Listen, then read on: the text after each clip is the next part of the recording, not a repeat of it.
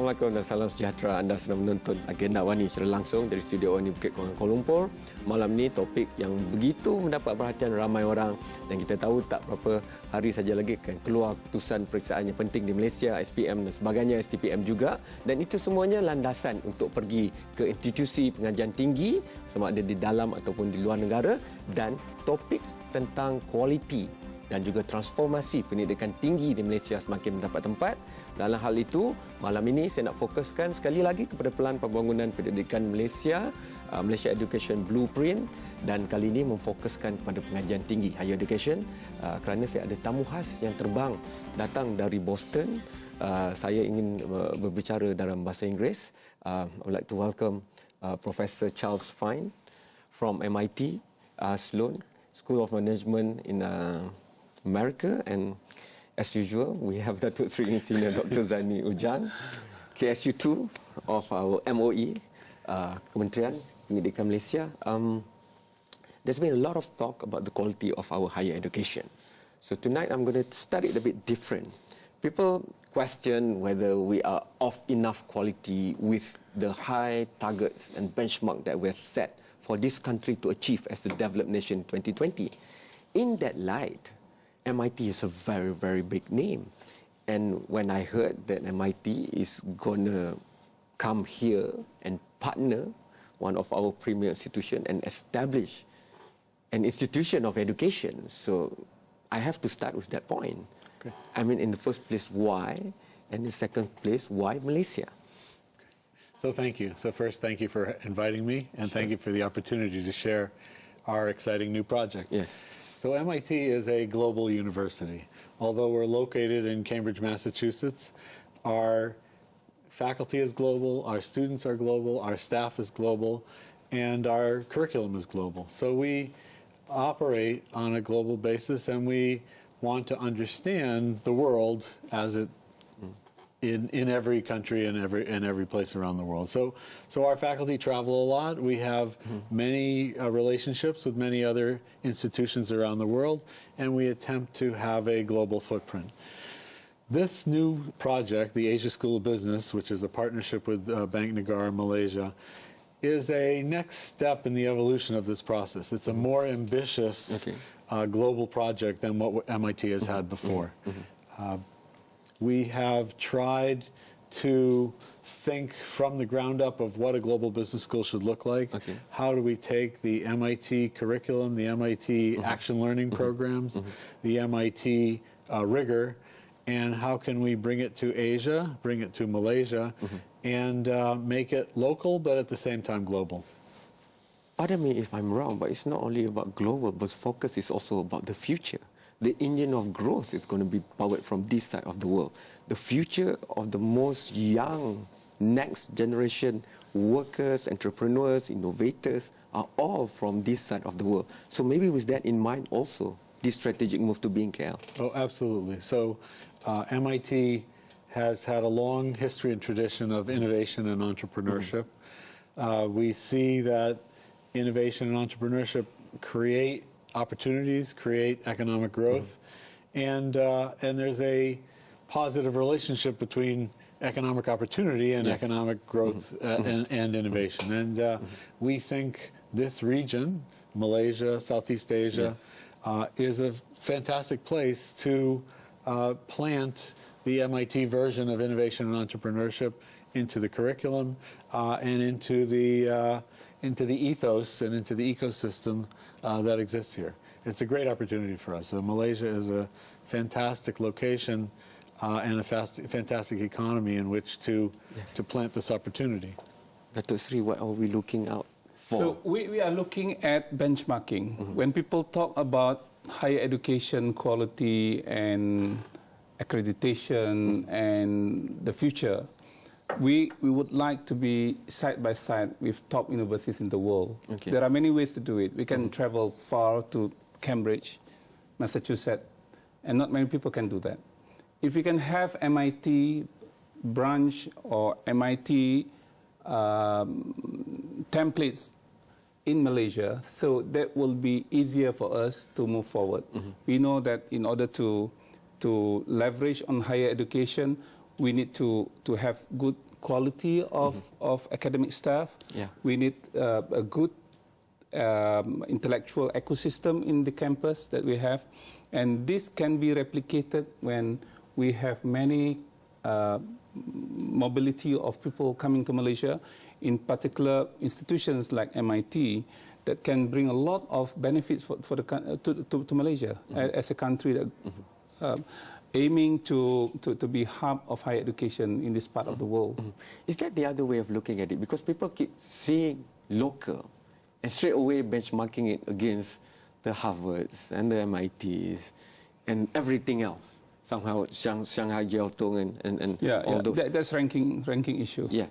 No, not only in terms of ranking, but when you think about the future for your children, you want them to be the best at the best university in the world.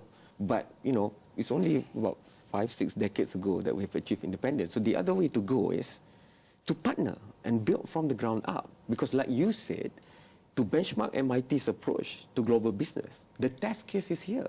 Whether it goes into fully a practical side of the equation is what we're looking at for.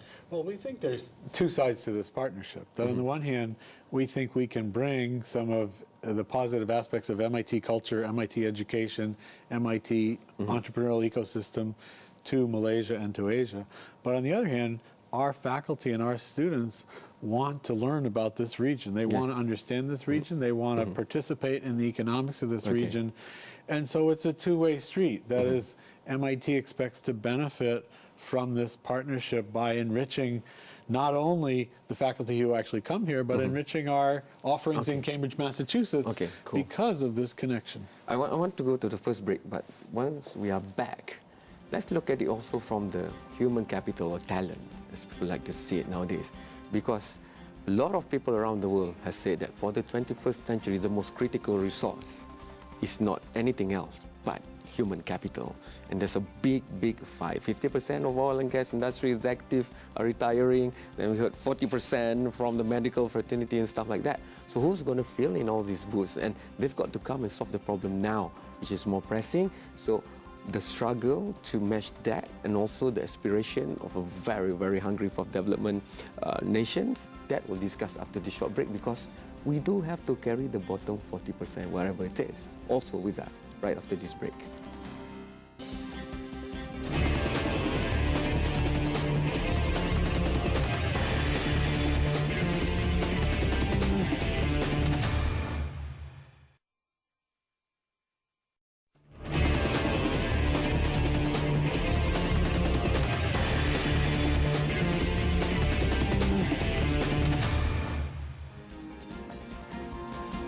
You are still watching Agenda Awani, and tonight a special guest all the way from America. But before that, Datuk Sri, if we look at the education blueprint, it's very clear what we want to do with our national higher education. And I guess this is the testimony to that, you know, part of the thing of what we can do.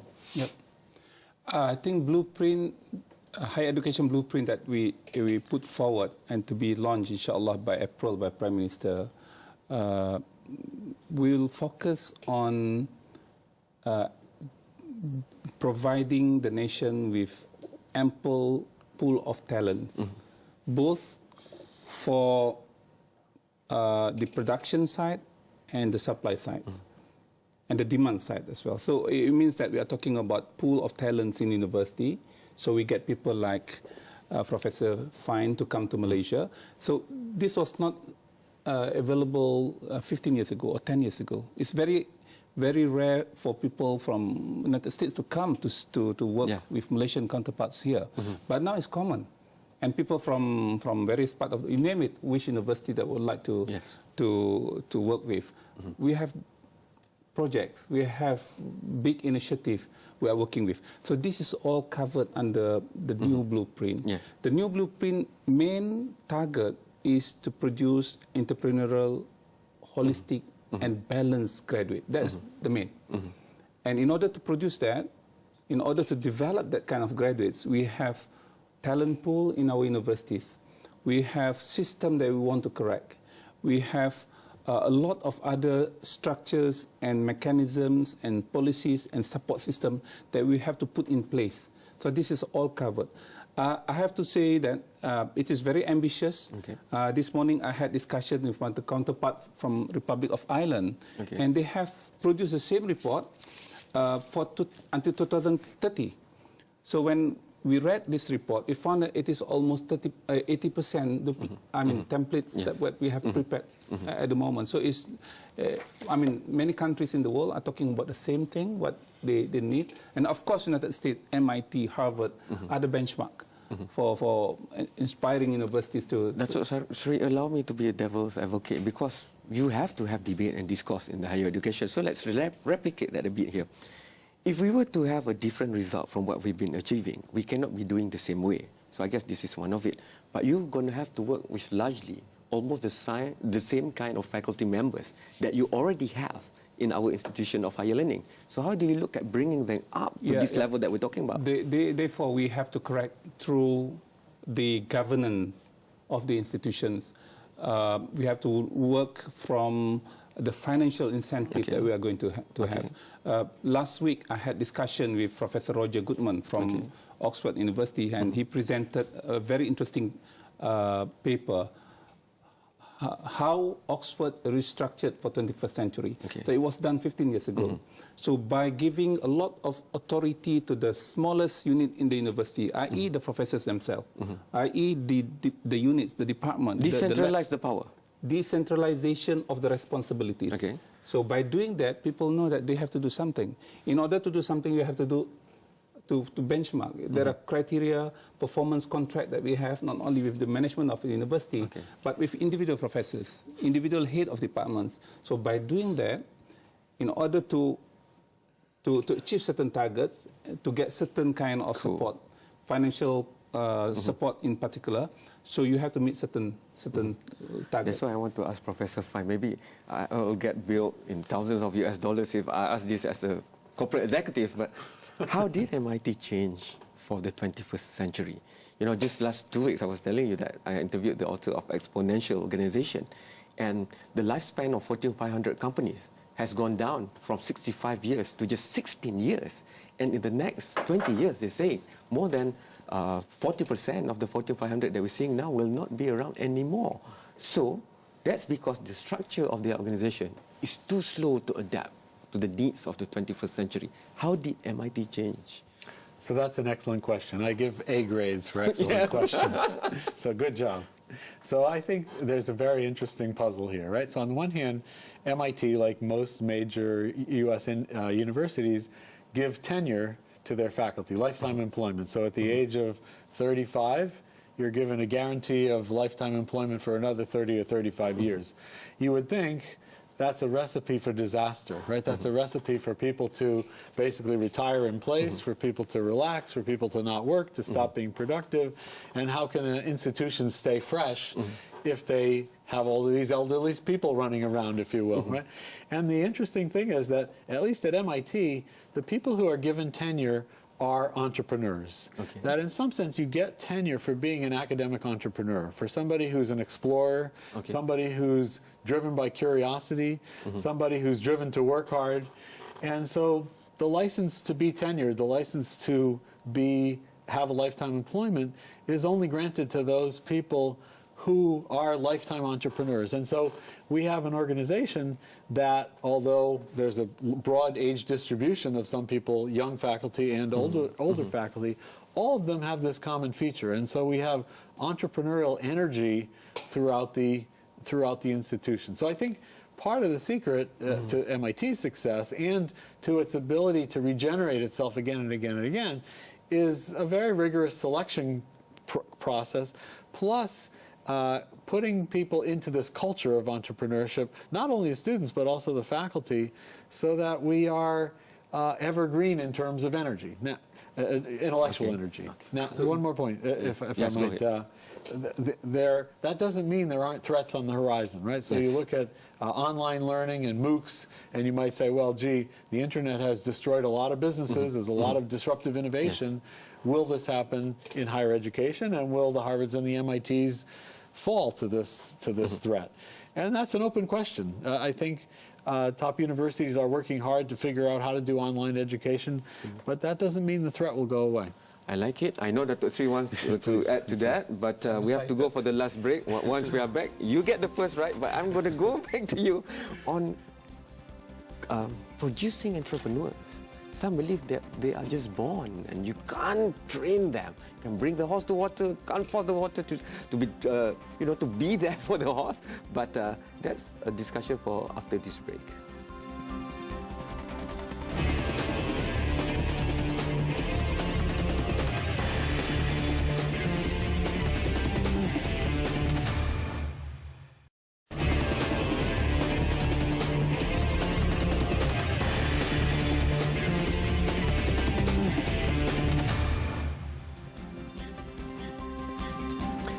I think last month when we caught the social media posting of our Prime Minister, which referred that he's very positive looking at a cabinet meeting that was discussing the transformation plan for our higher education, we were all very, very excited.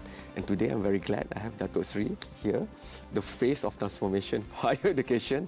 And a lot of things have been said by Prof. Fine, but if I can take back that entrepreneur part, we have been struggling with that for the longest time, not only in higher education, but also in school. Yeah. So how do you think the difference will be made this time with this plan? Entrepreneurship can be nurtured and it can be homegrown from your family background, and this can be illustrated in many places. Therefore, Silicon Valley, Boston area are different compared to other places in the United States. For the blueprint of higher education, the first system aspiration we have is to migrate from the existing employability mindset into entrepreneurships. Yes. So that's the first one. So I think we address the issue of entrepreneurships. So we would like not only professors to become entrepreneur, and it's very difficult, but we would like to have 4 tracks in our academic career in Malaysia. Track number 1 is teaching tracks. Okay. So concentrating on teaching. Some professors, they are very good in teaching. Yeah. And especially in areas like medicine, practice, where teaching is very important. Second is on research track. Third is on leadership's transformation. I know that in the United States, there are special career for people who are managing faculties. They are head of schools. Their career is head of school. They migrate from one university to another university as a head of school or dean of business school, say, for example. And the 4th track, which is very important, and this is what we are going to embark shortly, is to have entrepreneurship tracks, to have professional track. If you are leading entrepreneurs, and you think that you want to teach in university, so there is track for you. It is a tenured track for that particular particular people. And we find that this is what's happening in many places in the world. In Harvard Business School, say, for example, there are about 10% professors, and they have no PhDs, but they are former CEOs of big corporations. They come to university. Industrial expertise. They call it professor in business practice. Yeah, they have also professor in engineering practice. And these are people that can really shape our ecosystem of university in the future. Prof. Fine, you wrote map activities in the Communication Futures program. You look at outsourcing dynamics. You wrote a book on clock speed, winning industry control in the age of temporary advantage. So that doesn't sound so much like only a professor, It sounds like so many things, author, being an entrepreneurial. But I guess at the end of the day, if we were to talk about entrepreneurship, there's also that small part that people keep underestimating, which is culture. So some people say that you have to have an entrepreneurial culture. So how do you look at that? Because one thing to be academic about it, but in where America is, it's so easy to look at Silicon Valley, look at New York, and you see all that happening. But for developing nations, we have to look that far to make sense of what we're learning and then put it into practice at the global level. So I think one of the core components of entrepreneurship culture is experimentation. That people and organizations have to be willing to experiment if they're going to learn, if they're going to innovate, if they're going to be entrepreneurs. And you do need a culture for experimentation. For example, a culture of forgiveness, right? That is it. There's the famous saying, ask for forgiveness, don't ask for permission, right? If you have to ask for permission, often you don't get permission and you don't have innovation happen. If you say, if you live in an environment of forgiveness, of the absence of fear, if people don't fear failure, then people are willing to try experiments. Celebrate failure. What's that? Celebrate failure. Yeah, so we don't have to celebrate it, but we don't want to punish it, right? That is, we want to encourage people to experiment, to try, and if you will, the entire Asia School of Business, an experiment by the MIT Sloan School and Bank Negara, Malaysia, it's an experiment in, can we build a world-class business school in Kuala Lumpur, engaging the faculty from around the world that are willing to come here, the students who are willing to come here, the corporations that are willing to be involved with us, and the other institutions. This is a giant experiment. So this is a change of culture that we are talking about. It's not, therefore, in the blueprint of our education, what we need to do is not only teaching and inputting, but we would like to change the whole ecosystem.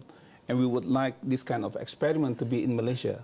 And by doing that, enriching the ecosystem in Malaysia, and probably what Asian Business School and MIT Sloan doing in Malaysia will not be similar to what is happening in Cambridge. And this is not the beginning of the process. This will be complementing the 11 years that is happening in schools, which will serve 12 years, in total, So this is, sorry. Please. If I may say one more thing about celebrating failure, picking up your phrase. I'm sure that as we evolve the Asia School of Business, we will fail forward many times. That is, we will learn as we go. We have to figure out what will be the culture of a school that's the birth child of an MIT and a Bank Negara living in Kuala Lumpur. Well, we don't know what it looks like. We don't know what the policy should be. We'll have to run lots of experiments. Some will work, some won't. We'll learn from that, and we'll keep going. I like it. This is very important. When Professor Fine mentioned about learning and experimenting, some of us in Malaysia are very, very upset when we say that. If you are a local professor, because you are not very certain. How can you venture into something with less certainty, and the risk will be higher, say, for example. But in our higher education blueprint, what we are trying to do is to allow this to happen. Okay. Both of you have to come back. That's all the time we have. They're screaming in my ear already. Terima kasih banyak. Terima kasih kepada anda telah menonton. Hantarkan pandangan anda sendiri pada pelbagai platform yang Astro Awani ada, Facebook, Instagram, Twitter, ataupun terus mak turun aplikasi Mudah Alih iOS dan Android supaya anda boleh menonton secara langsung di gadget Mudah Alih anda. Sekian, selamat malam. Terima kasih dan jumpa lagi. Thank you so much.